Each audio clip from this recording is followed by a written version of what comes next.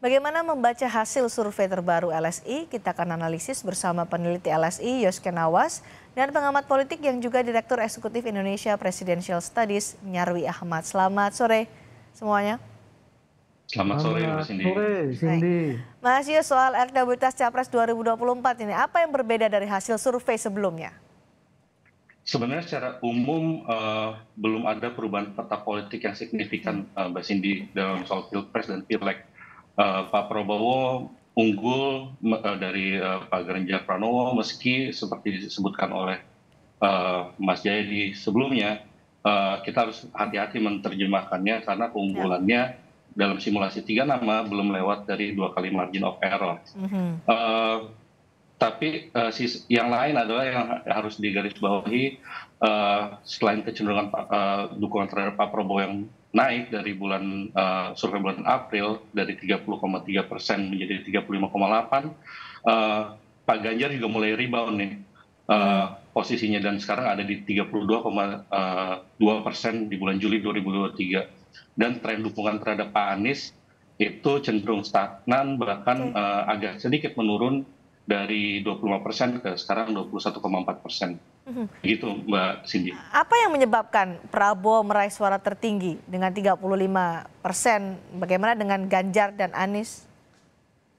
Ya, saya kira ada 3 faktor utama yang menyebabkan dukungan terhadap Pak Prabowo bulan Juli ini mencapai angka di sekitar 35%. Yang pertama, endorsement Pak Jokowi, Presiden Jokowi yang memang secara formal dan itu sudah disebutkan mendukung Pak Ganjar, cuman ada signal-signal yang ditangkap bahwa Pak Jokowi juga masih merestui pencalonan Pak Prabowo.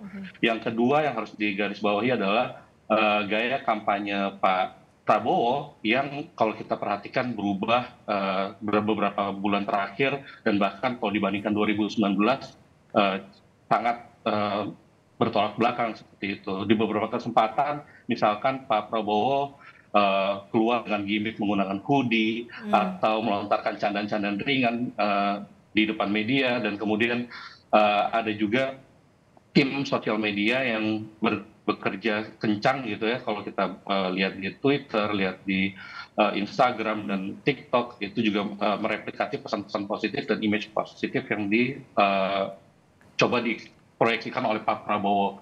Dan yang mungkin satu hal yang penting juga adalah Pak Prabowo juga menunjukkan dirinya bahwa dia adalah seorang team player yang loyal pada Pak Jokowi, dan ini mungkin menarik minat sebagian pendukung Pak Jokowi, Presiden Jokowi, untuk mendukung Pak Prabowo. Meski harus diingat sebagian besar lagi masih ada mendukung Ganjar Pranowo. Dan yang harus dilihat juga adalah merosotnya elektabilitas Pak Ganjar pasca isu Piala Dunia U20 tempo hari masih belum recover sepenuhnya, dan kami menduga ada yang mengalihkan dukungannya kepada Pak Prabowo. Demikian, Mbak. Itu adalah Prabowo Subianto dan bagaimana mutualisme dengan Ganjar Pranowo. Bagaimana dengan Anies Baswedan? Anda menyebut ini stagnan di sana. Ya, untuk dukungan terhadap Pak Anies Baswedan sendiri cenderung stagnan, bahkan agak sedikit menurun, dan ini berkorelasi dengan apresiasi publik terhadap pemerintahan Pak Jokowi. Jadi semakin Pak Jokowi dinilai positif oleh publik, oleh responden, ini mengakibatkan tergerusnya suara Pak Anies di survei seperti itu. Oke, baik. Mas Nyarwi, tadi di LSI juga sudah mengingatkan bahwa dari hasil survei ini secara mutlak iya Prabowo unggul dibandingkan Ganjar Pranowo, tapi secara statistik tidak karena belum melewati 2 kali margin of error. Apa maknanya untuk Anda? Ya, saya setuju ya dengan argumen Bung Yosken Awas tadi ya. Walaupun kalau kita lihat ya trennya ya dari data tren, saya baca data reportnya LSI itu kan mengalami peningkatan yang kompetitif ya, artinya meningkatnya lumayan bagus lah. Kalau kita lihat juga di sini ya Cindy ya, ada yang menarik ya, tingkat kepuasan Pak Jokowi yang meningkat itu juga ternyata diiringi dengan approval rating atau peningkatan elektabilitas Pak Prabowo juga. Tetapi harus diingat Tidak hanya dari margin of error tadi belum melampaui 2 kali margin of error, itu kan angkanya baru 35 ya, kalau plus minus gitu kan bisa 37 atau 38. Ya. Jadi masih belum aman juga, kecuali misalnya salah satu kandidat itu 40% ke atas. Itu boleh dibilang katakanlah itu sudah leading gitu ya. Nah, jadi walaupun data survei ini menunjukkan tren Pak Prabowo meningkat cukup tajam, Ya. tapi menurut saya belum nyaman. Artinya peluang itu masih terbuka bagi yang lain, khususnya Pak Ganjar. Nah, yang kedua kita harus lihat, ini metodenya kan pakai RDD ya, kemudian pakai survei telepon. Dan di situ kan kita lihat, tadi saya sempat lihat anatomi datanya juga, itu beberapa misalnya contoh ya, yang kita tidak, populasi tidak punya telepon ini sekitar 17%, artinya tidak tercover, tidak terrepresentasikan, itu satu. Yang kedua misalnya dari pendidikan, tingkat pendidikan misalnya, itu kan cukup besar tuh, khususnya pendidikan yang bawah ya, itu masih banyak yang kurang representatif juga. Tapi itu wajar karena kita kan pakai di sini kan kayak survei telepon ya. Jadi Nah, kalau kita lihat itu basis pemilih di situ banyak tuh yang ada kemungkinan besar lah katakanlah itu juga termasuk pemilih Ganjar di sana. Nah, di sini juga saya kira makanya itu angka ini sebelum sepenuhnya juga boleh dibilang ya menjadi angka yang menghibur Pak Prabowo gitu loh ya. Pak Prabowo tentunya ya senang ya mungkin ya dengan tren kenaikan ini, tapi belum sepenuhnya kemudian menyenangkan gitu ya, kira-kira gitu. Unggul di survei ini tapi hati-hati ya, harus waspada begitu ya Mas Nyarwi. Iya gitu. Disebut juga nih soal masalah endorsement dari Jokowi, tadi disebutkan oleh Mas Yus. Apakah dengan hasil ini Ganjar Pranowo ada di bawah Prabowo Subianto meskipun tipis saja adalah hasil dari ambiguitas sikap Joko Widodo? Akan kemana nih? Akan ke Prabowo Subianto atau akan ke Ganjar? Hasilnya begini akhirnya, Ganjar Pranowo dan juga Prabowo Subianto tipis sekali. Ya, kalau endorsement Jokowi saya lihat itu kan tadi juga sudah dijelaskan Mas Yus ya, Mas Yus Konawas. Itu kan juga terlihat. Jadi approval rating ke Pak Jokowi itu luar biasa impact-nya kan. Artinya dua-duanya itu mengalami eskalasi peningkatan itu dengan angka yang tadi misalnya tidak undecided voter atau tidak menentukan itu menurun kan gitu sampai ke angka 10% saya lihat. Nah, tetapi memang eskalasi yang paling agak lebih tinggi itu memang di Pak Prabowo gitu ya. Kalau dikatakan endorsement ya misalnya, saya kira efeknya itu ya ada, itu jelas ya ambiguitas. Tapi tentu saja bukan hanya endorsement saja, ya. Tadi Bung Yus juga menyinggung ya, cara campaign Pak Prabowo dan juga Partai Gerindra. Saya juga kebetulan ada riset juga melihat akun-akun itu ya, medsos partai maupun Pak Prabowo juga, termasuk capres yang lain. Itu saya lihat memang konten-kontennya lumayan penetratif ke anak-anak. Jadi begini, kalau gitu pertanyaan begini, apakah ini karena endorsement Jokowi atau cara Prabowo Subianto berkomunikasi dengan pemilihnya yang akhirnya membuat Prabowo unggul dibandingkan Ganjar Pranowo? Ya, dua-duanya tentu Cindy, tapi kalau dikatakan effortnya dari Prabowo dan timnya, saya kira ya mungkin ya dugaan saya overall kasar bisa 60% effortnya berkontribusi itu. Ya, kalau kita cek Instagram, akun-akunnya, terus yang lain, cara kampanye, kontennya, stylenya, saya kira lebih penetratif. Di data survei tadi juga kepotret kok. Kalau kita lihat report lengkapnya ya, itu penetrasi ke pemilih muda, ya pemilih muda itu untuk Pak Prabowo cukup besar dibandingkan kalau kita compare dengan Mas Ganjar gitu loh. Nah, bahkan misalnya penetrasi suara Mas Ganjar basisnya kalau dari sisi ini, misalnya saya tadi baca sekilas, itu masih banyak yang misalnya kategori Jawa gitu ya, yang sementara Pak Prabowo lumayan lebih merata gitu. Contoh saja ya dari sisi kategori yang lain. Artinya apa? Memang tidak hanya cukup dengan endorsement Pak Jokowi menurut saya, tapi juga effort atau usaha ya dari para capres ini itu juga dalam mendekati pemilih itu juga menjadi penentu gitu loh. Saya lihat memang ada kecenderungan Cindy, ini Pak Prabowo ini bukan hanya makin humanistik dalam mengapproach pemilih, tapi juga makin market oriented gitu loh, melihat kecenderungan apa yang dibaca oleh atau dirasakan oleh pemilih-pemilih dengan segmennya. Nah, tentu saja kandidat yang lain kira. Tapi bicara soal komunikasi kan, Ganjar Pranowo juga di sosial media juga komunikasinya menyentuh berbagai kalangan lah, mulai dari generasi muda sampai baby boomers kalau bisa kita bilang. Anies Baswedan juga sangat aktif di sosial media.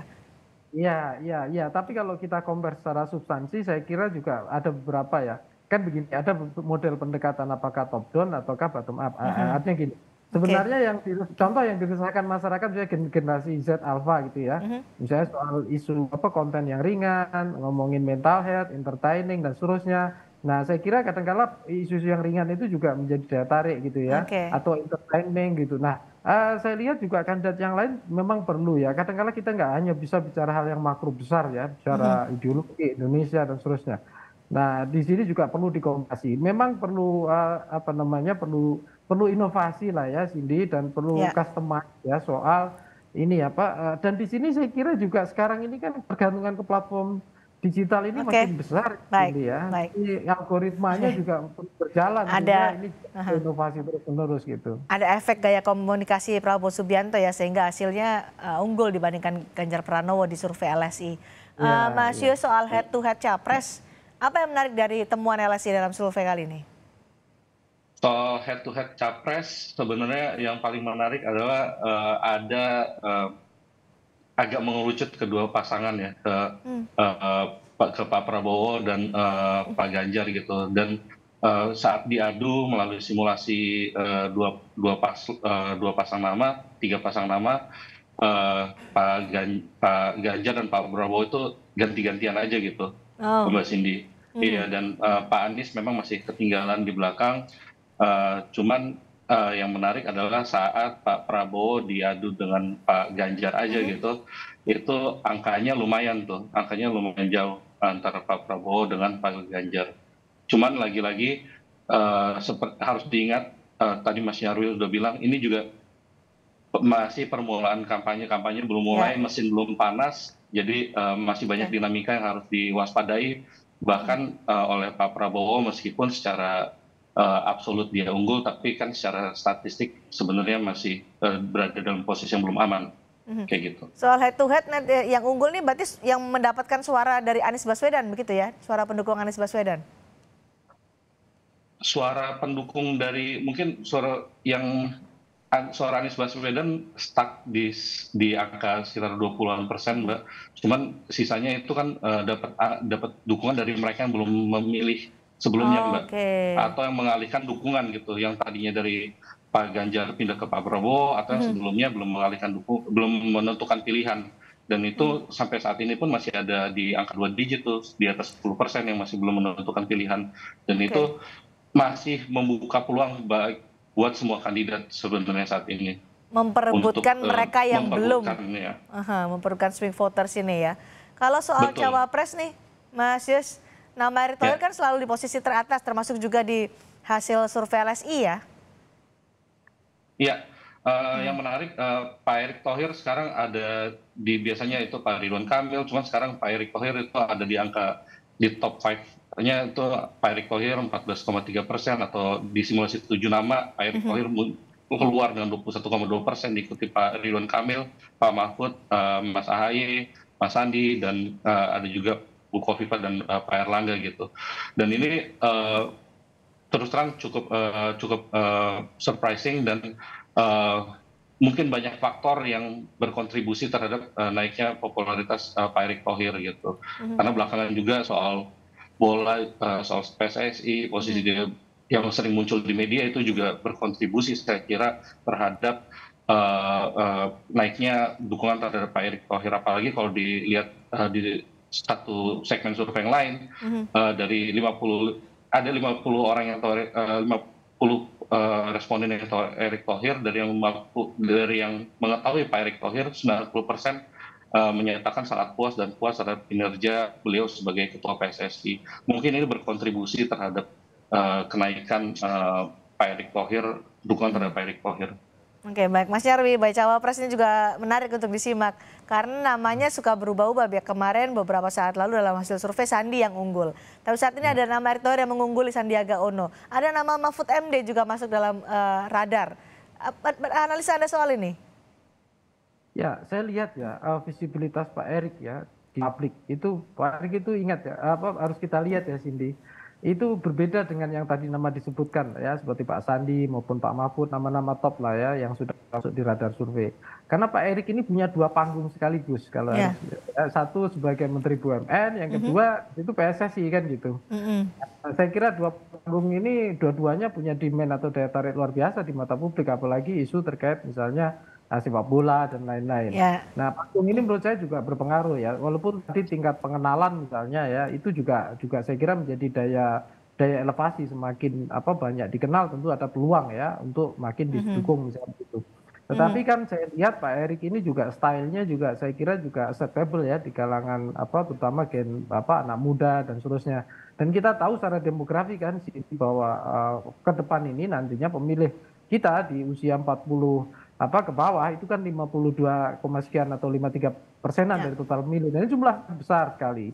Dan Pak Erik juga aktif tuh di berbagai platform digital ya saya lihat. Dan ini saya kira juga luar biasa ya dengan misalnya konten-konten yang disajikan cukup real ya. Ya. Dari isu-isu yang populer, isu-isu sampai termasuk ada mahasiswa saya meneliti juga tentang Korea, itu Korean Wave misalnya. Sampai masuk berbagai isu itu ya begitu.